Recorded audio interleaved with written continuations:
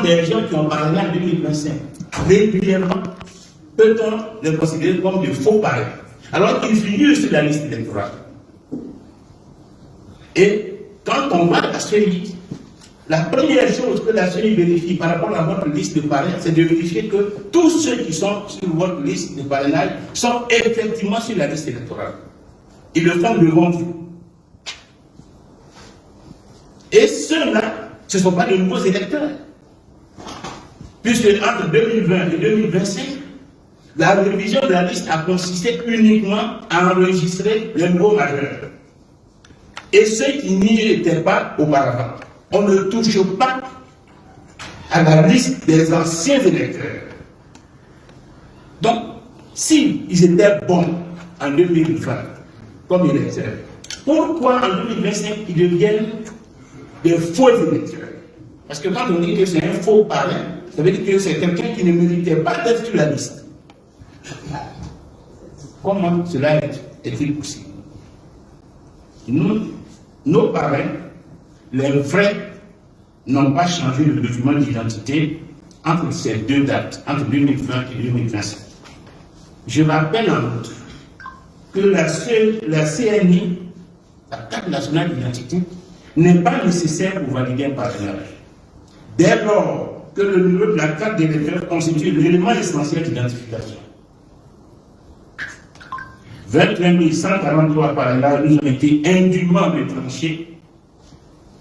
Et pour mémoire, je voudrais rappeler que le communiqué officiel de la CENI stipule que la liste de parrainage doit comporter le numéro de la carte d'électeur et le cas échéant, celui de la carte nationale d'identité.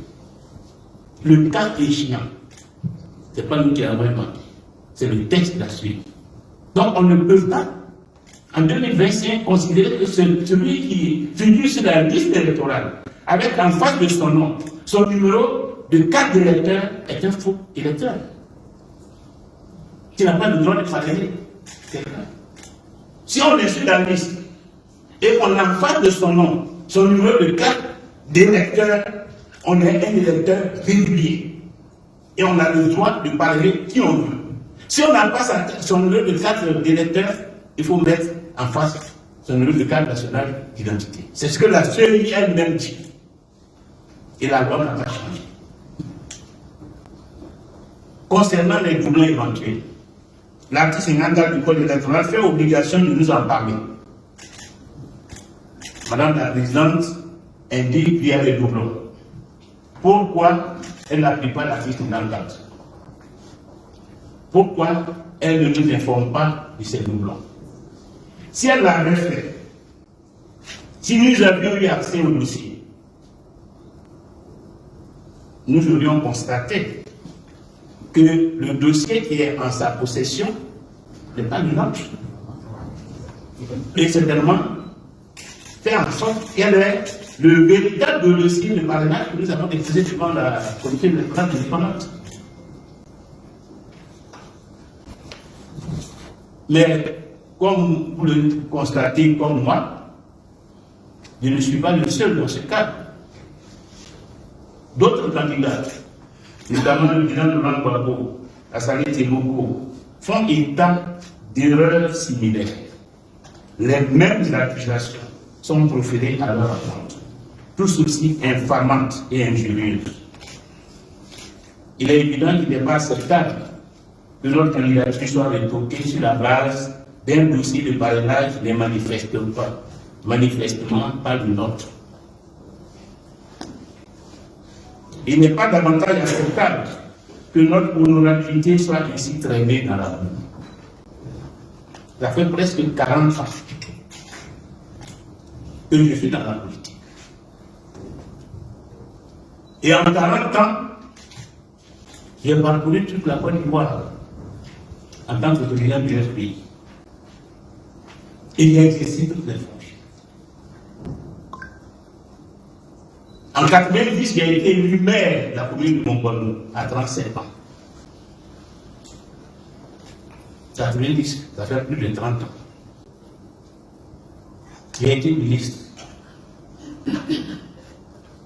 en 2000 et premier ministre en 2047. J'ai été président de région. Aujourd'hui, je suis député depuis 10 ans.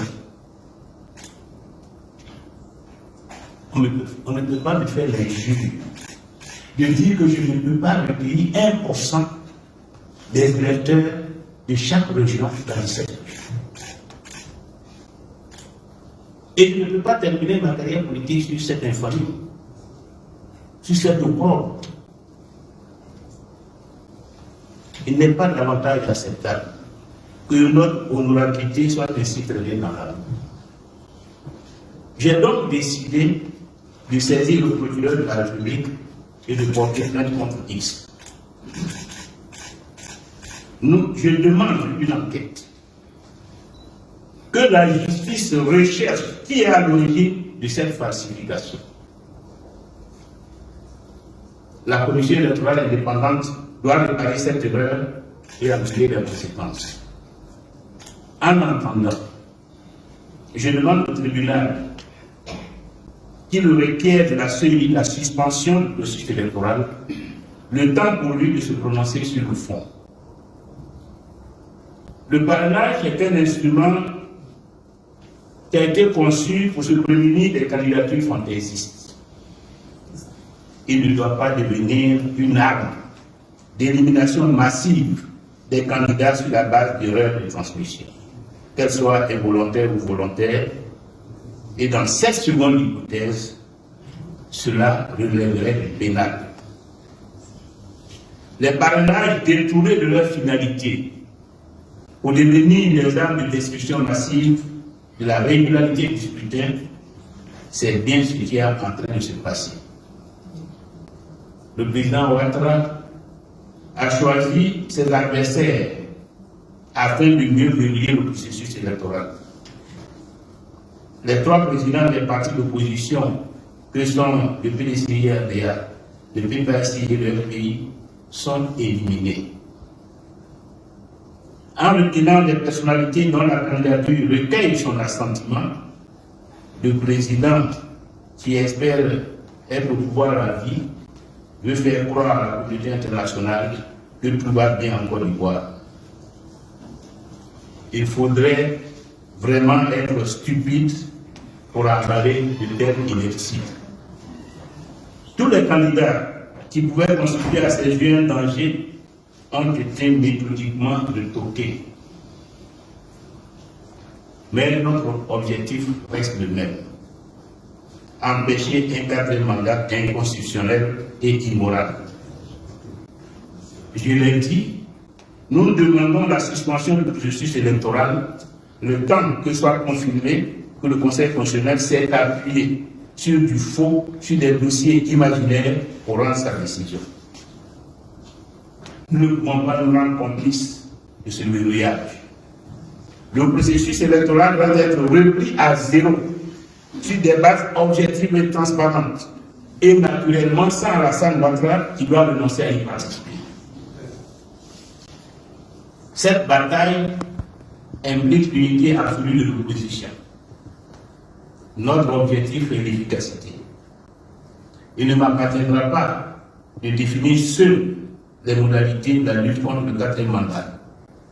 Nous devons les définir ensemble. Quand je dis non, il s'agit des partis politiques de l'opposition significative qui sont contre le quatrième mandat d'Alassane Ouattara. Aller en ordre dispersé n'aurait pas de chance. Seule une stratégie commune permettra d'empêcher le quatrième mandat. J'ai mis en parler avec toute mon énergie. Après la décision du Conseil constitutionnel relative à la liste définitive des candidats pour l'élection présidentielle d'octobre prochain, le président Laurent Gbagbo a entamé une série de rencontres. Ce mercredi 10 septembre, à son cabinet, si elle arrivera à Toban, il a reçu les délégations du Front populaire ivoirien FPI, du Parti démocratique de Côte d'Ivoire PDCI et Génération et Peuple solidaire GPS. Séparément, le président du PPACI a d'abord échangé avec la délégation du PDCI RDA, conduite par son vice-président Noël Agossi Benjo. Puis, la délégation du FPI, conduite par son président, le Premier ministre Afi N'Guesson.